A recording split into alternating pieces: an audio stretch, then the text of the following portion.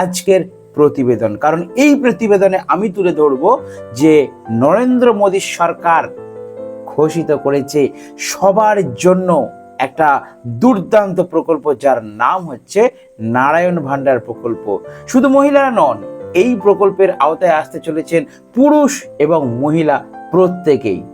তো ভবিষ্যতে লক্ষ্মীর ভান্ডার চলবে কি না চলবে, হয়তো দিতে পারবে কি না পারবে, এই নিয়ে কিন্তু প্রত্যেকটা রাজ্যবাসী টেনশনে আছেন। তো তাদের টেনশনের কোনো কারণ নেই, কারণ আজকের ভিডিওটা আপনারা যদি ফুল দেখেন তাহলে নারায়ণ ভান্ডার সম্বন্ধে আপনারা ইন ডিটেলস জানতে পারবে। তো প্রথমেই জানিয়ে দিই, এই যে ভিডিওটা আমি বানাচ্ছি, এই যে সরকারের নারায়ণ ভান্ডার প্রকল্প, এটা কিন্তু প্রতিশ্রুতিমূলক একটি প্রকল্প, এটা কিন্তু কোনো কার্যকারী প্রকল্প নয়। আপনারা ভালো করে কথাটা শুনে নিন। এই প্রকল্পটা প্রতিশ্রুতিমূলক, অর্থাৎ সরকার প্রতিশ্রুতি দিয়েছেন, বাট এটা কিন্তু এখনো কার্যকারী হয়নি। তো চলুন কিভাবে আবেদন করবেন, কারা কারা এই নারায়ণ ভান্ডার প্রকল্প পাবেন, কত বয়সের লোকেরা এই নারায়ণ ভান্ডার প্রকল্প পাবেন এবং কোথায় গিয়ে আবেদন করবেন, বিস্তারিত এই ভিডিওর মাধ্যমে তুলে ধরছি। অবশ্যই ভিডিওটা ফুল ওয়াচ করুন। তো প্রথমেই চোখ রাখবো একটি প্রতিবেদনের দিকে। দেখুন, অনেক তো হলো লক্ষ্মীর ভান্ডারের আবেদন করা এবং লক্ষ্মী ভান্ডার থেকে সুবিধে পাওয়া। এবার তো আসতে চলেছে সম্পূর্ণ একটি নতুন প্রকল্প, যা নারায়ণ ভান্ডার স্কিম নামে পরিচিত। যারা ইতিমধ্যে এই লক্ষ্মীর ভান্ডারে আবেদন করে সেখান থেকে সুবিধা পাচ্ছেন, তারাও কিন্তু এখানে আবেদন করতে পারবেন। শুধু তাই নয়, এখানে পুরুষ ও মহিলা উভয়ই আবেদন করলে এখান থেকে প্রতি মাসে 2000 টাকা করে পাবে। অর্থাৎ লক্ষ্মীর ভান্ডারের সঙ্গে কিন্তু সমানে টক্কর নেবে এই নারায়ণ ভান্ডার প্রকল্প। পুরুষ এবং মহিলারা তাহলে কত টাকা করে পাবেন?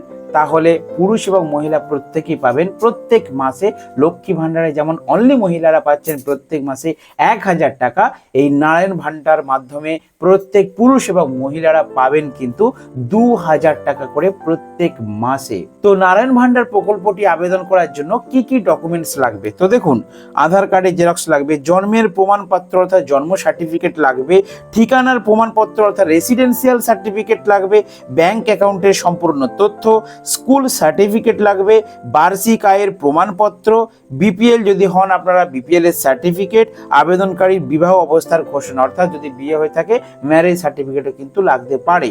নারায়ণ ভান্ডার আবেদনের যোগ্যতা কি কি লাগবে? দেখুন, এই প্রকল্পে আবেদন করার জন্য ভারতবর্ষের যে কোনো রাজ্যের বাসিন্দা হতে হবে। ভালো করে শুনেন, অল ওভার ইন্ডিয়া অর্থাৎ প্রত্যেকটা ভারতবর্ষের যতগুলো জেলা আছে প্রত্যেকটা জেলার মানুষ কিন্তু এই নারায়ণ ভান্ডার প্রকল্পের সুবিধা পাবেন। 25 বছর বয়স হতে হবে। এর আগে আমি একটা ভিডিও দিয়েছিলাম, অনেকে বলেছেন যে দাদা 25 বছর থেকে কত বছরের মধ্যে আবেদন করতে পারবে, সে ডাউটটা ক্লিয়ার করে দিচ্ছি। 25 বছর থেকে আশা করা যায় আনুমানিক 60 বছরের মধ্যে বয়স হলে তারা কিন্তু আবেদন করতে পারবেন, কারণ 60 বছর বয়সের পর কিন্তু বার্ধক্য ভাতা চালু হয়ে যাবে।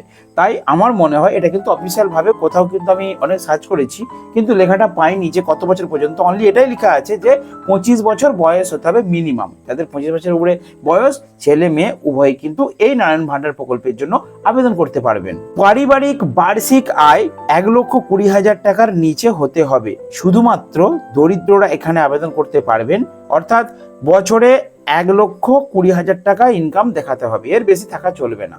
ঠিক আছে? অর্থাৎ 12-10 1,20,000 মানে মাসে 10,000 টাকার বেশি আয় থাকা চলবে না। ঠিক আছে?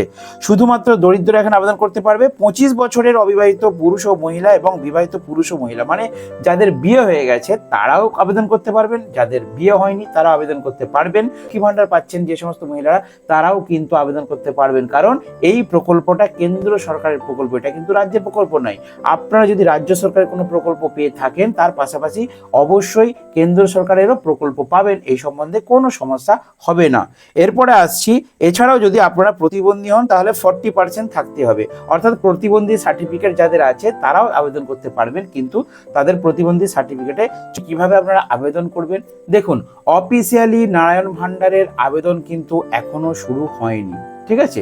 অর্থাৎ নারায়ণ ভান্ডার প্রকল্পের যে আবেদনপত্র কবে থেকে জমা নেওয়া হবে সেটা কিন্তু এখনো পর্যন্ত চালু হয়নি। তবে কি অফিসিয়ালি ভাবে এটা বলা হয়েছিল ভোটের আগে, একটা সময় বলা হয়েছিল যে যদি বিজেপি সরকার এই পশ্চিমবাংলার বুকে ক্ষমতায় আসতে পারে তাহলে কিন্তু এই প্রকল্পটি চালু করা হবে, এরকম কিন্তু একটা প্রতিশ্রুতি দেওয়া হয়েছিল। তো চলুন আমি একটা প্রতিবেদন আপনাদের সামনে তুলে ধরছি, তাহলে জিনিসটা আরো আপনাদের সামনে ক্লিয়ার হয়ে যাবে। এখানে প্রতিবেদনে কি লেখা আছে, নারায়ণ ভান্ডার অফলাইন অনলাইন কেন চালু হয়নি। দেখুন, ভোটের আগে এই নারায়ণ ভান্ডার নামক প্রকল্পের শুধুমাত্র প্রতিশ্রুতি দিয়েছেন সরকার। এই প্রকল্প সরকার এখনো কিন্তু চালু করেনি। এবার প্রকল্প চালু না করলে আবেদন পদ্ধতি চালু কি করে হবে? তো প্রকল্পই যদি চালু হয়নি তো আবেদনপত্রটা আপনারা জমা দেবেন কি করে? যেহেতু এই নারায়ণ ভান্ডার একটি প্রতিশ্রুতি প্রকল্প, তাই প্রকল্পে আবেদন করার কোনো পদ্ধতি চালু করাই হয়নি। এবারে পশ্চিমবঙ্গে বিজেপি ক্ষমতায় আসলে এই নারায়ণ ভান্ডার প্রকল্প সরকার চালু করতে পারে। চালু 100% করবে এরও কোনো গ্যারান্টি নেই। আবার দেখুন, পশ্চিমবঙ্গে ভোটের আগে বলা হয়েছিল যে বিজেপি সরকার আসলে এই নারায়ণ ভান্ডার প্রকল্প চালু হবে, কিন্তু চালু যে 100% করবে তারও কিন্তু কোনো গ্যারান্টি নেই। মানে বিজেপি সরকার জিতে গেলেই যে চালু করবে তারও গ্যারান্টি নেই, কারণ এটা সরকারি প্রকল্প, প্রতিশ্রুতিমূলক প্রকল্প, এটা আপনাদেরকে মনে রাখতে হবে। তো ক্ষমতায় আসলে এই প্রকল্প চালু করার একটি সম্ভাবনা রয়েছে মাত্র, তাই আপনারা অযথা বিভ্রান্ত হবেন না, কারণ এই প্রকল্প নিয়ে নানা রকম বিভ্রান্ত সাধারণ মানুষদের মনে আশা করা যায় আমি আপনাদের বোঝাতে পারলাম। ঠিক আছে, আশা করি বন্ধুদের ডাউট ক্লিয়ার হয়ে গেছে যে এই নারায়ণ ভান্ডার প্রকল্প কিন্তু একটি প্রতিশ্রুতিমূলক প্রকল্প। এই প্রকল্পের নামে কিন্তু আপনারা বিভ্রান্ত হবেন না। আমি প্রথমে ভিডিও ফার্স্টে বলেছিলাম যে নারায়ণ ভান্ডার প্রকল্প কিন্তু একটি প্রতিশ্রুতিমূলক প্রকল্প, আগামী দিনে হতে পারে। তবে দেখুন, পশ্চিমবঙ্গ সরকার যেই প্রকল্পটার উপরে সব থেকে বেশি সুফল পেয়েছে সরকারের দিক থেকে, সেটা হচ্ছে লক্ষ্মীর ভান্ডার প্রকল্প। কেন্দ্র সরকার, নরেন্দ্র মোদী সরকার কোনো প্রকল্প চালু করতে চায় সেটা কিন্তু এই নারায়ণ ভান্ডার। কেন বলছি দেখুন, এবছর যে ভোট হয়েছে তাতে কিন্তু বিজেপি সরকার ভালো রেজাল্ট করেনি। বিভিন্ন রাজ্যে আপনারা দেখেছেন, বিশেষ করে আমাদের পশ্চিমবঙ্গে কিন্তু ভালো রেজাল্ট করেনি। তার জন্য এর পরবর্তী ইলেকশনে কিন্তু বিজেপি সরকারের একটা কিন্তু প্রবল চাপ থাকবে। কারণ ইন্টারন্যাশনাল ভাবে অর্থাৎ অল ওভার ইন্ডিয়াতে প্রত্যেকটা রাজ্যের যদি আমরা ভোটের রেজাল্ট দেখি, সেখানেও কিন্তু বিজেপি সরকার জিতেছে ঠিকই, কিন্তু তুলনামূলকভাবে রেজাল্ট কিন্তু খারাপ হয়েছে। তো সেই জন্যই সামনের ইলেকশনে কিন্তু এই সরকারের একটা প্রেশার থাকবে, এবং তার জন্য কিন্তু এই যে প্রতিশ্রুতি, কারণ দেখুন বন্ধুরা, প্রতিশ্রুতি দিতে দিতেই তো একসময় প্রতিশ্রুতিটা পালন হয়, তাই না? তো সেই জন্যই বলছি যে প্রতিশ্রুতি দিয়েছে যে নারায়ণ ভান্ডার প্রকল্প হবে যদি বিজেপি ক্ষমতায় আসে, কিন্তু এমনও হতে পারে যে ভোটের আগে, নেক্সট ভোটের আগে কিন্তু এই প্রকল্পের কিন্তু সবকিছুই রেডি, অর্থাৎ আবেদন প্রক্রিয়া বলুন, অনলাইনে ওয়েবসাইট বলুন, সব কিছু কিন্তু রেডি করা আছে, শুধু অ্যাপ্লিকেশনটা জমা নেওয়ার কাজ স্টার্ট হয়নি। অর্থাৎ অ্যাপ্লাই অনলাইন, যেটা অনলাইনে জমা আবেদন করা, সেটা কিন্তু পোর্টালটা খোলেনি।